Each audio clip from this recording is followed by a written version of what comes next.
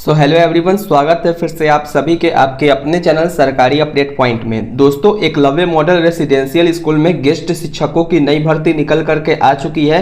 जहां पे बात करें फ्रेंड्स, तो अगर आपने बीएड एंड सीटेट नहीं भी क्वालिफाई किया है तो भी आपको यहां पे शिक्षक बनने का सुनहरा अवसर दिया जा रहा है। साथ ही में देखिए फ्रेंड्स, तो इस भर्ती में आपको सैलरी काफ़ी ज़्यादा शानदार देखने को मिलेगी, क्योंकि देखिए फ्रेंड्स, तो इसमें जो सैलरी आपको है 35,000 पर मंथ के अकॉर्डिंग आपको यहाँ पे प्रोवाइड करवाई जाती है।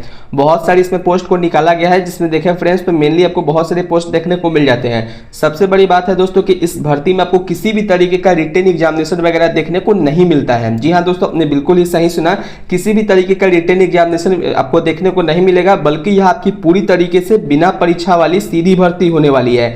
दोस्तों अगर देखें तो इस भर्ती में अगर आप सेलेक्ट होते हैं तो आपको यहाँ पे फ्री रेसिडेंस एंड जो फूड वगैरह होता है वो भी आपको स्कूल के द्वारा प्रोवाइड करवाई जाती है। जैसा कि आप सभी लोग जानते होंगे कि जो भी ईएमआरएस के जो स्कूल है, यानी कि एकलव्य मॉडल रेसिडेंशियल स्कूल के जो स्कूलें हैं, वो सारे के सारे आप सेंट्रल गवर्नमेंट ने इसमें आ चुकी है। यानी कि फ्रेंड्स बात करें तो आप यहाँ पे ऑल इंडिया से इस फॉर्म को अप्लाई कर सकते हैं। यानी कि अब यहाँ पे ऐसा नहीं कि किसी डिस्ट्रिक्ट में या किसी स्टेट में वैकेंसी को रिलीज किया गया तो केवल वहीं के स्थायी निवासी ही अप्लाई कर सकते हैं। ऐसा नहीं है, क्योंकि यहाँ पे जो एकलव्य मॉडल रेसिडेंशियल स्कूल है वो सेंट्रल लेवल की हो चुकी है, तो इसलिए आप किसी भी स्टेट या फिर किसी भी डिस्ट्रिक्ट के आप कैंडिडेट हैं तो आप इसमें फॉर्म को अप्लाई कर सकते हैं। तो चलिए दोस्तों, बिना टाइम को वेस्ट किए हुए सारी इन्फॉर्मेशन को लाइन बाय लाइन समझते हैं बिना किसी प्रॉब्लम के साथ। सो फ्रेंड्स, जैसा कि आप सभी लोग स्क्रीन पे देख रहे होंगे, यह ऑफिशियल नोटिफिकेशन का पीडीएफ है, जहां पे देखेंगे आप सभी लोग तो यहाँ पे अतिथि शिक्षक कर्मी का जो मानदेय भुगतान है किस तरीके से किया जाएगा वो मैं आपको सबसे पहले बता देना चाहता हूँ। क्योंकि देखिए फ्रेंड्स, तो जब आप यहाँ पे देखेंगे तो पीजीटी के लिए आपको 35,000 आपको यहाँ पे सैलरी प्रोवाइड करवाई जाती है with qualification as per NESTSC rules. यानी कि यहाँ पे फ्रेंड्स अगर देखें तो अगर आपने पीजीटी के लिए, जैसे कि आप सभी लोगों को पता होगा कि पीजीटी के लिए अगर आपने पीजी पास किया है प्लस में अगर आपने बीएड अगर क्वालिफाई किया है तो आप इस पोस्ट के लिए अप्लाई कर सकते हैं।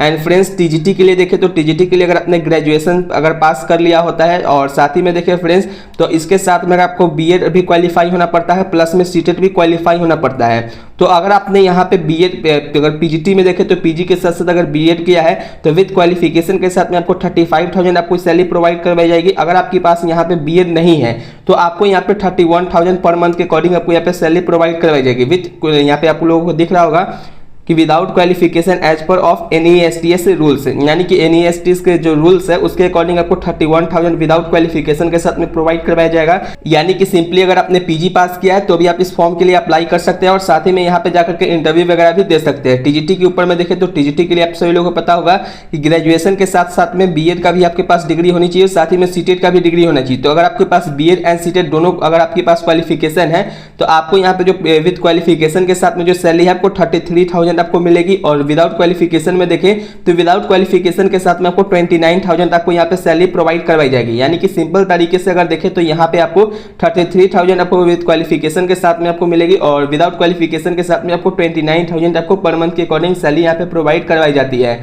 साथ ही में देखें फ्रेंड्स, तो इस भर्ती में आपको काफी ज्यादा शानदार मौका मिलने वाला है, क्योंकि इस तरीके की वैकेंसी बहुत ही कम निकल करके आती है, और आती भी है तो लोगों को पता नहीं चलता है, इस कारण से वह यहाँ पे अप्लाई नहीं कर पाते हैं। दोस्तों अगर देखें तो इस भर्ती में आपको आगे मैं बता देना चाहता हूँ इस तरीके से और कौन कौन सी पोस्ट होने वाली है इसमें। दोस्तों सबसे पहले पोस्ट एंड एलिजिबिलिटी के ऊपर में देख लेते हैं। जो सबसे पहली नंबर आपकी पोस्ट है पीजीटी इंग्लिश की पोस्ट है, जिसके लिए अगर एसेंशियल क्वालिफिकेशन के ऊपर में देखें तो इंटीग्रेटेड पोस्ट ग्रेजुएट डिग्री अगर आपने किया है as per institution in the consult subject में, यानी कि जिस सब्जेक्ट से आप यहाँ पे अप्लाई करना चाहते हैं उस सब्जेक्ट में अगर आपने पीजी पास किया है विद 50% मार्क के साथ में। एंड फ्रेंड्स अगर देखें तो इसमें अगर आपके पास बीएड कंपोनेंट है तो आप इस पोस्ट के लिए अप्लाई कर सकते हैं। विदाउट बीएड भी कंप्लीट कर सकते हैं, बट यहाँ पे फ्रेंड्स अगर देखें तो बीएड जिनके पास नहीं है और जिनके पास बीएड है तो उनको जो यहाँ पे प्रेफरेंस ज़्यादा दिया जाता है, जिनके पास बीएड और जो पूरी क्वालिफिकेशन है। एंड फ्रेंड्स देखें अगर आप पीजीटी मैथमेटिक्स की देखें तो सेम यहाँ पे भी कंडीशन है, पीजीटी हिस्ट्री के लिए, पीजीटी फिजिक्स के लिए। तो दूसरे नंबर में देखें फ्रेंड्स, तो पीजी के साथ साथ में यानी कि मास्टर डिग्री के साथ साथ में अगर आपके पास 50% मार्क के साथ में जिस सब्जेक्ट में आप टीचिंग करना चाहते हैं उस सब्जेक्ट में अगर आपकी पीजी की डिग्री है तो आप यहाँ पे अप्लाई कर सकते हैं।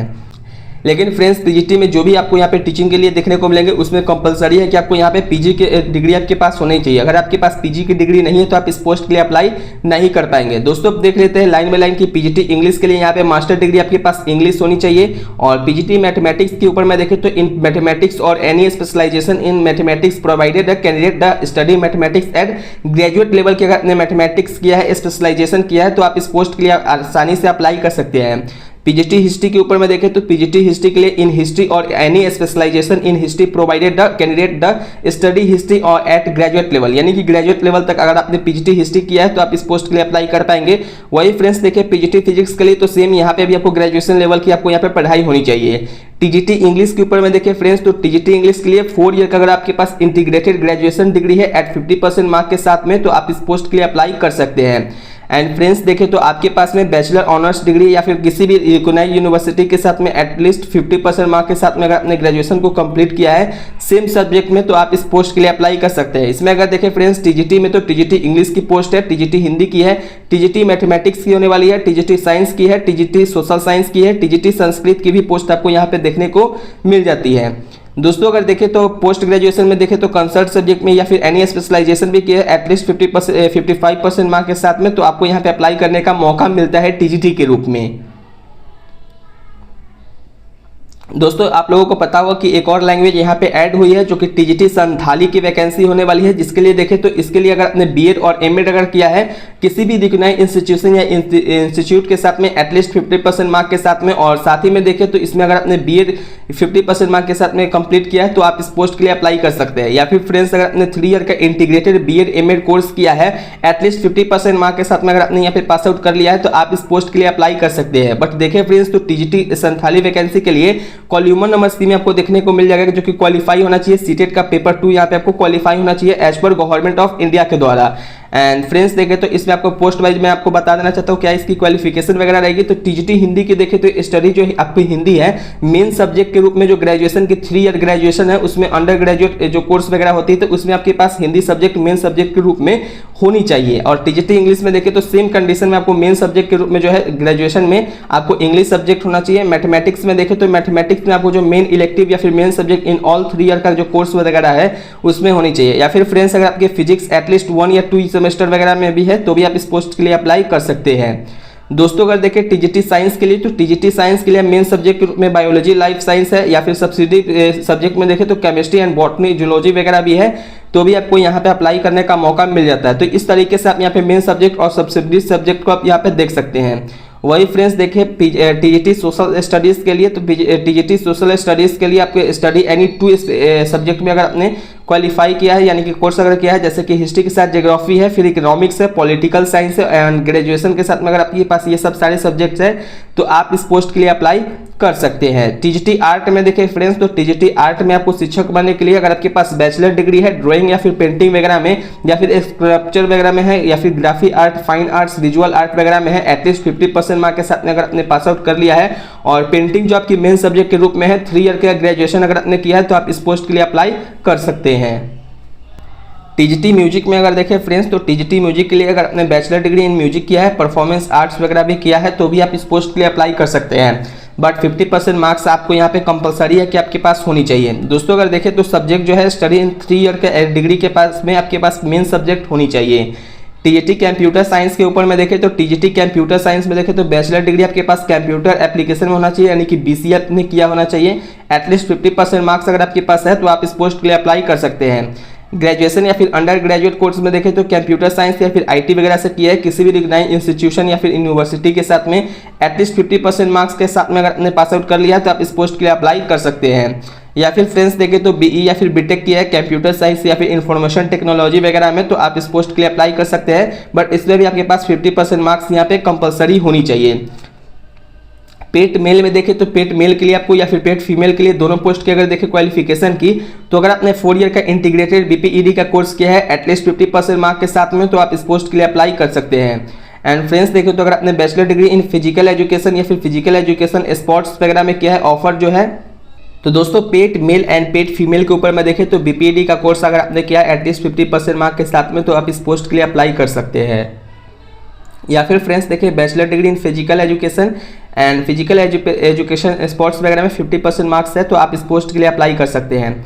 लाइब्रेरियन की भी पोस्ट है दोस्तों। अगर लाइब्रेरियन पोस्ट के ऊपर में देखें तो लाइब्रेरियन पोस्ट के लिए अगर आपने बैचलर डिग्री किया है किसी भी लाइब्रेरी साइंस वगैरह से एटलीस्ट 50% मार्क के साथ में तो आप इस पोस्ट के लिए अप्लाई कर सकते हैं। या फिर फ्रेंड्स देखें तो अगर आपने bachelor degree in library information science और किसी भी रिकॉग्नाइज्ड इंस्टीट्यूट के साथ में एटलीस्ट अगर आपने 50% मार्क के साथ में अप्लाई किया है तो आप इस पोस्ट के लिए अप्लाई कर सकते हैं। या फिर फ्रेंड्स देखिए integrated master of library and information science from recognised university, at least 50% mark के साथ में अगर आपने किसी भी लाइब्रेरी इंफॉर्मेशन साइंस वगैरह से अगर आपने पास आउट कर लिया है तो आप लाइब्रेरियन पोस्ट के लिए एलिजिबल हो जाते हैं, आप इस पोस्ट के लिए अप्लाई कर सकते हैं।